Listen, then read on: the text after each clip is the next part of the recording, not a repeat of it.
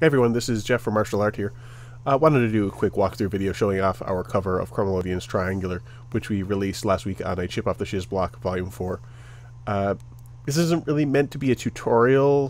Think of it more of a show and tell. I can't proclaim to be an expert in anything I'm about to show you, and some of the elements of the song we worked on back in like 2015, so they're not entirely representative of the current martial art workflow. But either way, I thought there'd be some value in sharing what we've got here. So let's start off with our famitracker source file.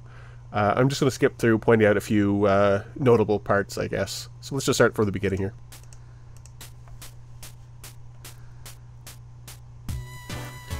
So I guess first up here we've got these two Namco voices, which are handling the guitar parts of the original's intro. These two parts get pretty buried in the final mix, but if you listen, they're there. The remainder of the Namco voices, these other 5, are handling these keyboard chords. I accidentally condensed that. Oops. I don't think I've got all these exactly right, but they're close enough. No one else has pointed them out as being wrong, so I guess I got it right. We've got a doubled up bass line here. We've got Pulse 2, which kind of replicates the Game Boy sound of the Chromelodeon original. And this is an S track, so we need to use the triangle bass, right? It's obligatory.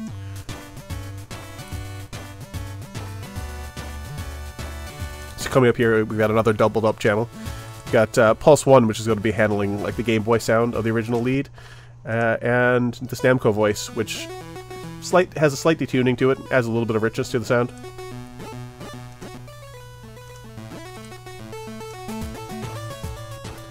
Just gonna skip ahead a little bit.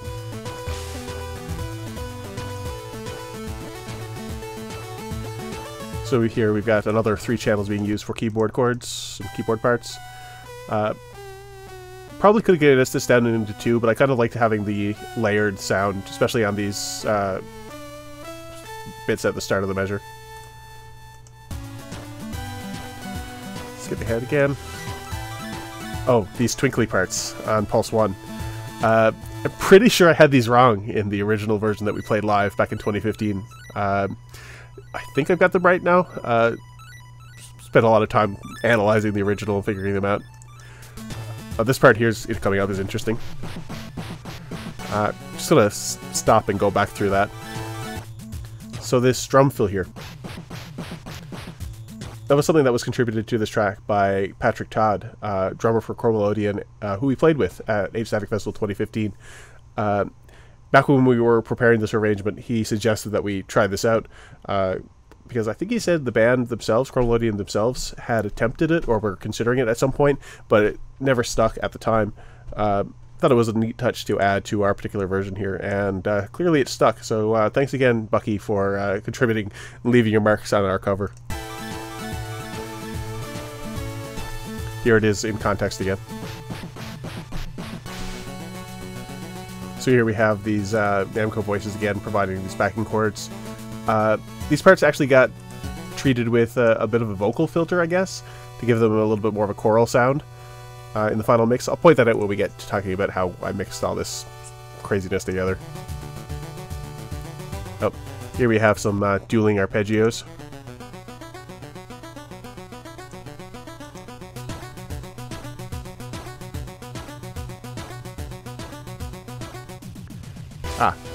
This is one of my favorite parts of the song. We've got these organ chords here, which are a feature of Chromelodeon's live performances of this. Didn't really make it onto the final recording album. They've got this really wacky pitch bend that I was really adamant that we included in our version. Just coming up here now.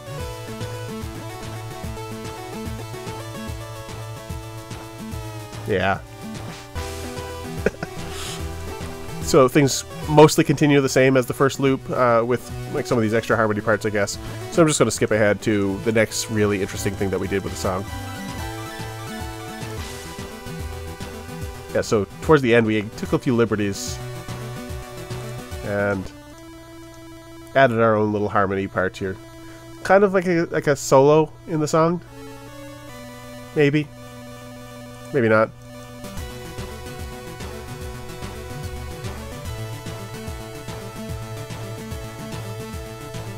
I'm trying to remember what I did with the mix for these. I think I kind of gave them I can process them through Guitar Rig to give them like a little bit of an emo sound. Can't really remember. We'll get to that again when we get to the mix of the song. Other than that, things kind of continue on pretty straightforward in the rest of this famitracker file. So again, we have these layered arpeggio parts. Staple of the original, had to get them right for this.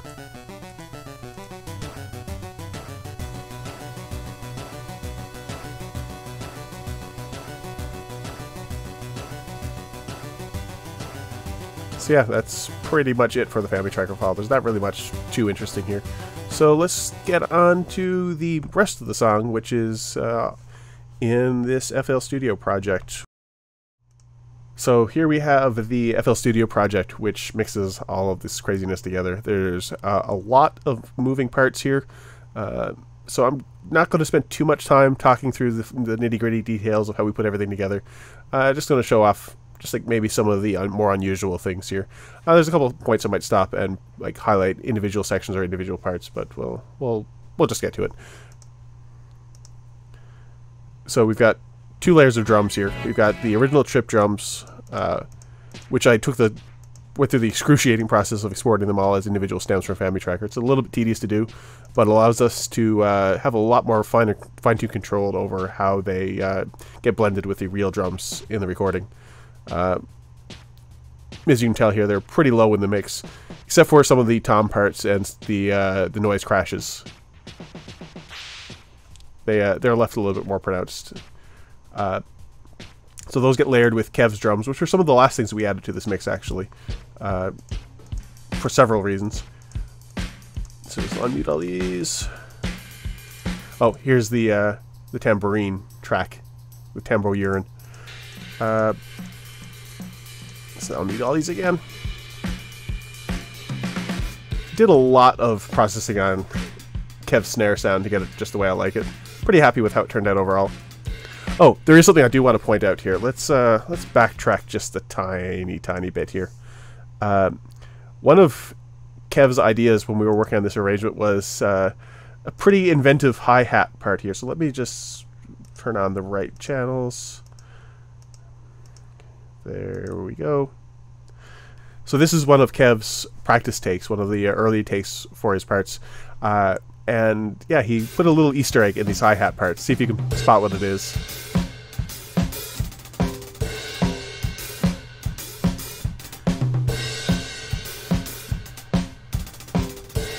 I'll fully admit that I didn't recognize them at all at first, but when he told me what they were, it was just like, oh my god, oh my god. I'm not going to spoil it for anybody. If anybody wants to know what it is, I'll tell them privately, but I'll just leave it to you guys to figure it out. They worked out being a little bit too busy, I think, so we went for something a little bit more subdued in the final version of the song. So yeah, let's just restore everything back to normal and get into the rest of the song again here. So everything is fairly disorganized here, so I might be stumbling a little bit. Here we have the guitar tracks, which double up the Namco voices, which we talked about like in the famitracker file. It's fairly rich sound. I really love the blending of the chips and the guitars here.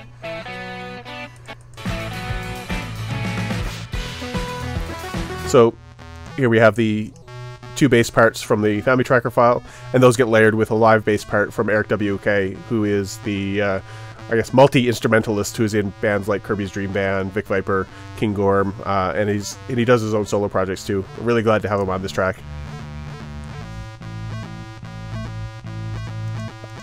I love that bass tone. It's just so gritty, it's so beautiful.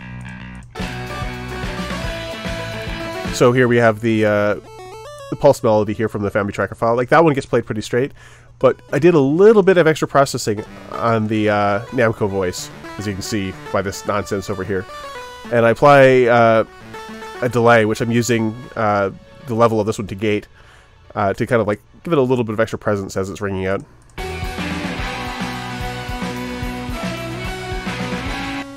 Yeah, those Namco voices here.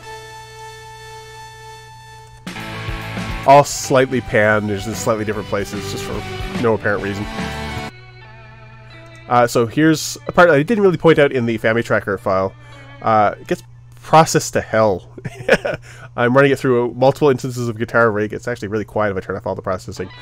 Kind of has a nice, really phasey, watery sound. It gets, again, buried by everything else. There's so many different guitar parts that double the same melody. But it just adds a little bit of extra richness, I think.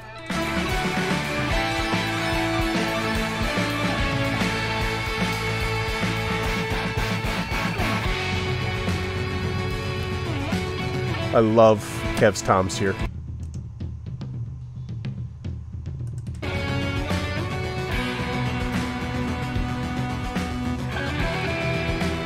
So here's what I was talking about with the vocal kind of processing on these tracks. It's a little bit sloppy, but just makes it a little bit more interesting.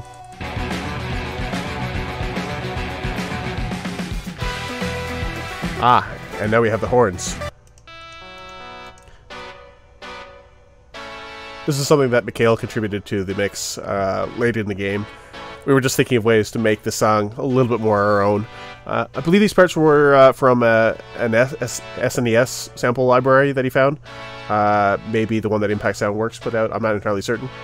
So we have those, and we have these string parts, which I believe are coming in a moment, so I'll get to those in a second. Oh. Oh, here's our tambourine again. It's there. It's there. Lots of guitar layers.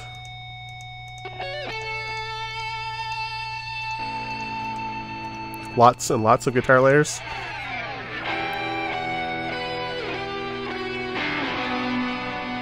Yep, here are our strings.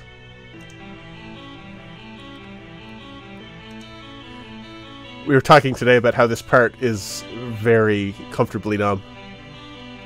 It gets kind of buried again, but you can hear it if you listen for it.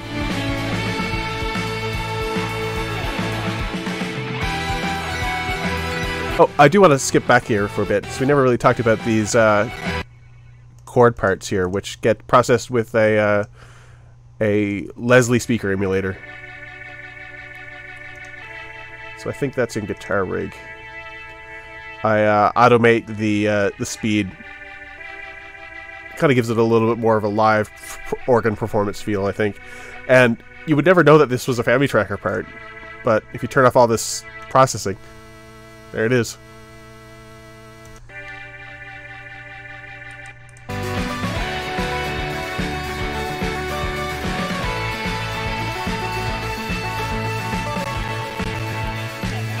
You probably heard that stutter. This song is a nightmare for my laptop to play back.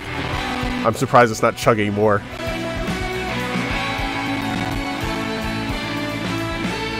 So I'm just going to solo some of the more melodic parts that get buried.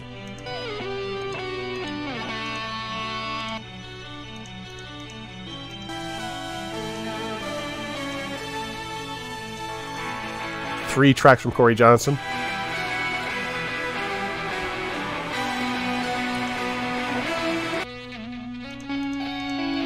Three tracks from Mikhail, right here. I love that extra harmony.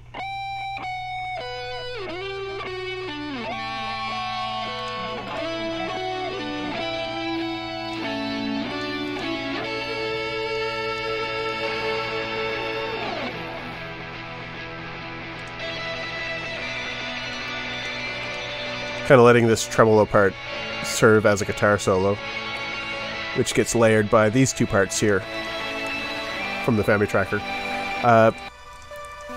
Use a little bit of shimmer reverb from Guitar Rig. This is actually one of Mikhail's guitar presets that I've just slapped in here on top of the famitracker tracks.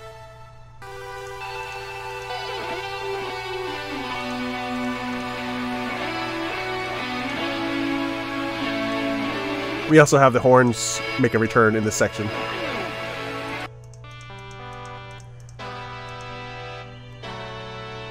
You would never really know that they're there. Just add a little bit of color to the sound.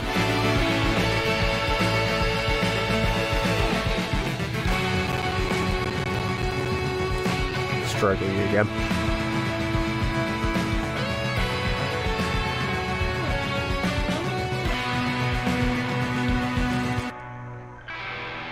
This is Chords from Corey. It's such a Corey Johnson part. Those bends. Let's still let those go a little longer.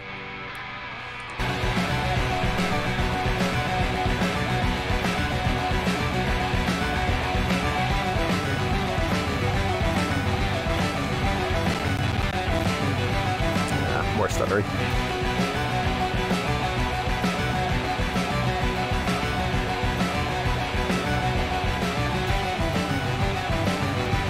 There's lots of parts, lots of arpeggios here.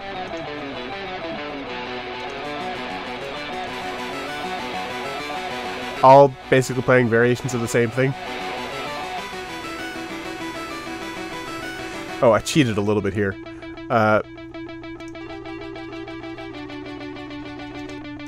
That extra harmony part there is a pitch-shifted version of this.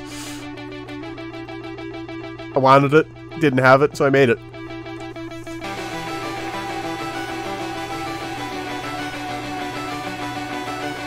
So yeah, I realized this was kind of like a scattershot show and tell, but I think I covered most of what I wanted to show off here in this particular mix.